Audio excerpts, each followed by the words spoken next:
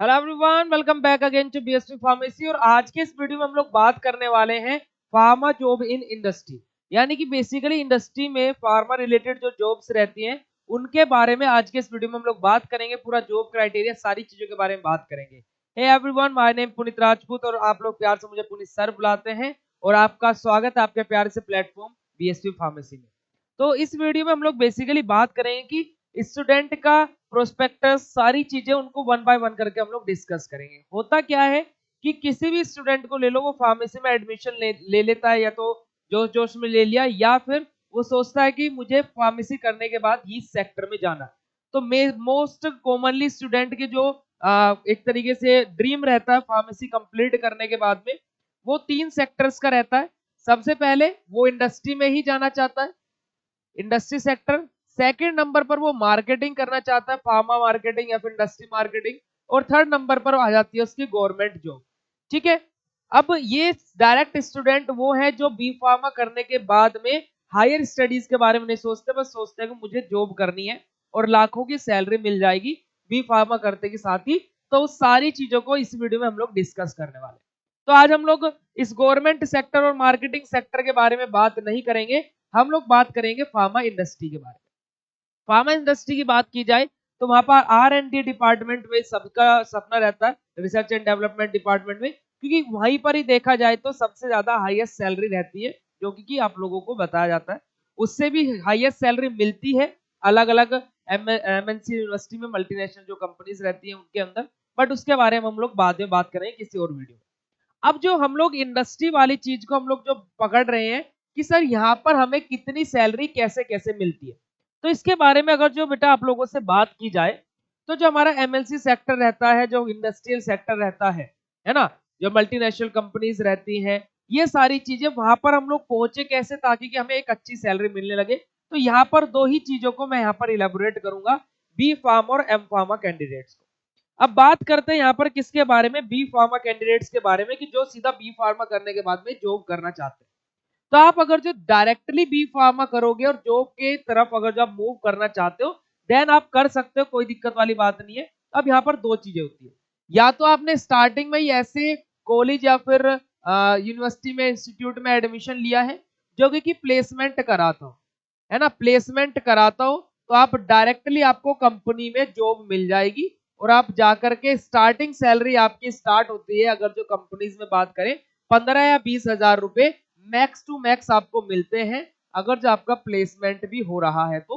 अगर जो normal company में किसी में हो रहा है, MNC कंपनी क्या करती है, जो मल्टीनेशनल कंपनीज होती है, वहां पर हमारा क्या है, एक्सपीरियंस के बेसिस पर ही लिया जाता है मोस्टली। ओके। अब आप लोगों को यहाँ पर क्या करना पड़ेगा, आपको कम से कम आपका 5 साल का यहाँ पर टाइम पीरियड अपना देना पड़ेगा, और 5 साल के टाइम पीरियड के बाद में आप 50 से 60 हजार रुपए की सैलरी आराम से पा सकते हैं। अब इसके ऊपर भी डिपेंड करता है कि इन 5 साल में आपने कितना अपने आप को इंप्रूव किया। सेकंड थिंग, ये 5 साल का टाइम बेटा वो टाइम है जिसमें आपको बिल्कुल एक्सपीरियंस हो जाएगा, आप उस लेवल के इंसान बन चुके होंगे इंडस्ट्रीज में कि आप जब चाहे जिस कंपनी को चाहे स्विच कर सकते हैं, कि मुझे आज इस कंपनी में ऑफर नहीं अच्छा मिल रहा है, दूसरी कंपनी में अच्छा ऑफर मिल रहा है, मैं वहां पर चला जाऊंगा। आपकी वैल्यू आपकी मार्केट में बन जाएगी। तो इस लायक आपको 5 साल में बनना है। दूसरी चीज, यहाँ पर एक और क्राइटेरिया जो स्टूडेंट जो फेस करते हैं, जो सोचते हैं कि सर अब हमारे साथ में, और अगर जो हमने गवर्नमेंट कॉलेज में ऐसे इंस्टीट्यूट में एडमिशन नहीं लिया है जो प्लेसमेंट कराता हो, तो हमें क्या करना है। आप लोगों को बेटा हर एक जॉब प्रोफाइल, जॉब सेक्टर के लिए कहां पर क्या वैकेंसीज आ रही हैं, कैसे क्या हो रहा है, उसके लिए एक्टिव रहना पड़ेगा। आपको अपने रेफरेंसेस बनाने पड़ेंगे, अपने सीनियर्स से कांटेक्ट में रहिए, या फिर आप क्या है, आपके कोई टीचर हो जिसने इंडस्ट्री में एक्सपीरियंस हो, आप उनसे कांटेक्ट में रह सकते हैं, ताकि आप लोगों को ये सारी चीजें फेस ना करनी पड़े कि आप जा रहे हो, बोलते हैं ना कि जॉब के लिए दर दर भटक रहे हैं, जॉब नहीं मिल रही। तो वो नहीं, क्योंकि कि जो कंपनी में जॉब क्राइटेरिया रहता है उसमें मैंने पहले भी वीडियोस में बताया है कि रेफरेंस के बेसिस पर बहुत काम आते हैं, अगर जो किसी की सोर्स और रेफरेंस हो। क्योंकि कि वैकेंसीज मान लो 8 या 10 वैकेंसीज लिख ली, है ना, मान लो इस महीने आने वाला जो नवंबर है उसमें 10 वैकेंसीज लिख ली किसी कंपनी में। अब वहां पर रेफरेंसेस ही इतने सारे रहेंगे, वो कंपनी की वैकेंसी तब तक बाहर आएगी तब तक तो फिल भी हो चुकी होगी। क्योंकि अंदर ही इतने सारे लोग हैं जिनके रिलेटिव्स हैं, जानने वाले हैं, रेफरेंस है, अपने वाले को लगवा देते हैं, बात खत्म हो गई। बाहर वाले जो जिनके रेफरेंस नहीं है वो क्या करें?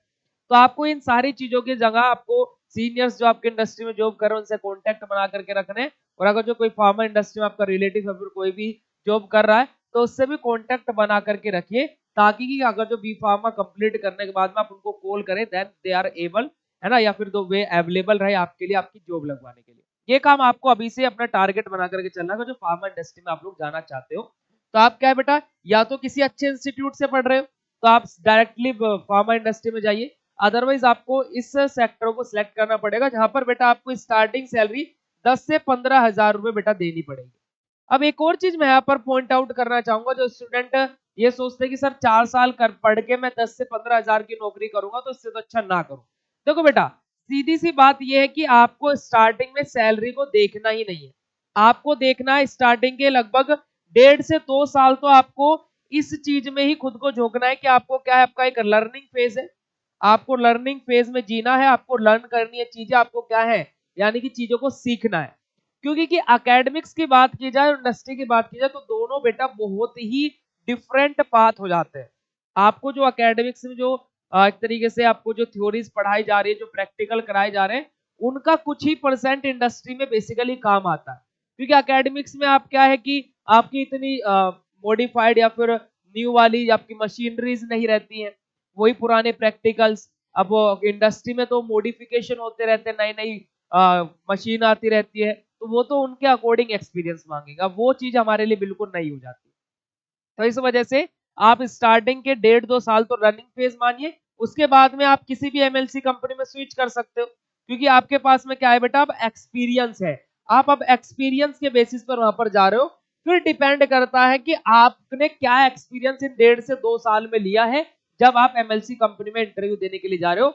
जैसा आप इंटरव्यू दोगे उसी के बेसिस पर आपको बेटा सैलरी मिलेगी। ओके, तो अब हम लोग बात करते हैं कि बी फार्मा के बाद में अगर जो आप एम फार्मा की तरफ शिफ्ट करते हो और एम फार्मा के बाद में अगर जो जॉब इंडस्ट्रियल सेक्टर में जाते हो तो वहां पर क्या आपको क्राइटेरिया मिलता है। देखिए, इसमें आपके पास में बेटा 2-3 रास्ते और भी ओपन हो जाते हैं। सबसे पहली चीज कि आपने बी फार्मा में उस कॉलेज में आप एडमिशन नहीं ले पाए क्योंकि आपको पता नहीं था कि ऐसा भी कुछ होता है कि जो कॉलेजेस प्लेसमेंट कराते हैं। आपने 4 साल बी फार्मा को दिए, अब आप एम फार्मा उस कॉलेज से कीजिए जो अच्छे अच्छे प्लेसमेंट कराता है। लाइक आप लोग बी फार्मा करने के बाद में जीपैट क्वालिफाई कर सकते हैं। इसके रिगार्डिंग बहुत सारे कमेंट्स आए हुए हैं कि सर जीपैट पर एक वीडियो बनाइए विद सिलेबस, तो मैं जल्दी उस पर एक वीडियो आप लोगों के लिए बना दूंगा। और ये जीपैट आप लोग क्वालिफाई करने के बाद में आप लोग कर सकते हो बेटा फिर नाइपर।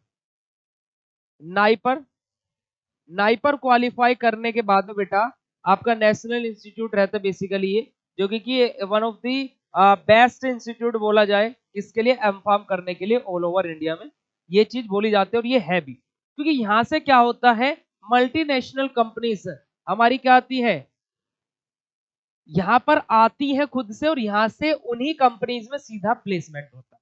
तो आप लोग खुद सोच सकते हो स्टार्टिंग सैलरी यहाँ पर आपकी जो रहेगी, जो लोवेस्ट प्राइस बोला जाए तो 3.5 से लेकर के 4 लाख पर एनम आपकी यहाँ पर सैलरी रहेगी स्टार्टिंग में, अगर जो आप इस क्राइटेरिया के अकॉर्डिंग जाते हो। और इससे ज्यादा भी हो सकती है, 5 भी हो सकती है, 5.5 भी हो सकती है, तो वो डिपेंड करता है कि आपको कितनी नॉलेज है।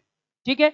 सेकेंड थिंग, अगर जो आप एम फार्मा किसी प्राइवेट इंस्टीट्यूट से भी कर रहे हो, आपका नाइपर क्वालिफाई नहीं हुआ, जीपैट क्वालिफाई नहीं होता, बट आप प्राइवेट इंस्टीट्यूट से भी उस इंस्टीट्यूट से कर सकते हो आप अपने क्या बी फार्मा करने के बाद एम फार्मा मास्टर्स अपनी, जो अच्छा प्लेसमेंट कराता हो, जो अच्छा प्लेसमेंट कराता हो आप उस इंस्टीट्यूट से जाकर के पढ़ सकते हो। अब होगा क्या कि स्टार्टिंग सैलरी यहाँ पर जो आपकी आ जाएगी बेटा, वो आ जाएगी 25 से 30 हजार के बीच में आपकी, इसके रिगार्डिंग आपकी यहाँ पर सैलरी हो जाएगी।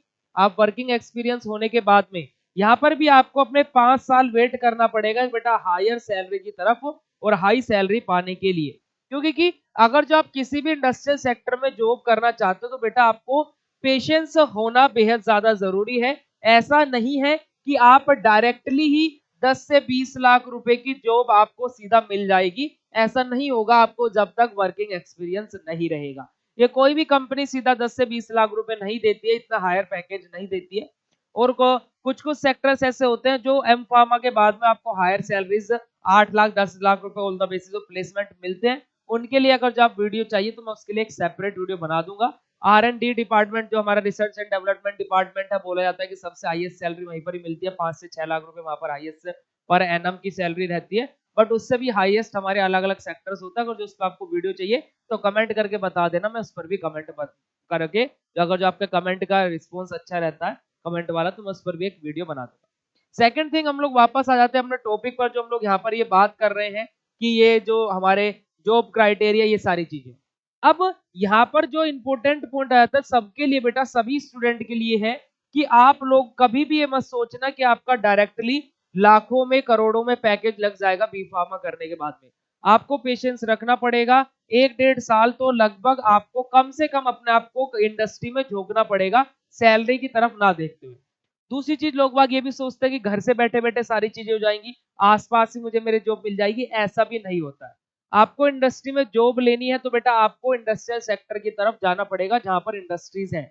इंडिया में बात की जाए तो मोस्टली हमारी इंडस्ट्री कहाँ पर है, आप लोग देख सकते हो, हिमाचल में है, जब बद्दी है ना, हिमाचल में है, इधर उत्तराखंड में है, देहरादून साइड, चंडीगढ़, इस ये सारी चीजें आपको उन वहां पर जाकर के ही जॉब करनी पड़ेगी। यानी कि जो जिसको होम सिकनेस रहता है ना, कि मैं घर को छोड़ नहीं सकता, कॉलेज में जा रहा हूँ, घर से डेली अप डाउन कर रहा हूँ, मैं घर से अप डाउन करूंगा तो मैं कर सकता हूँ, अदरवाइज मैं कॉलेज में भी नहीं पढ़ सकता।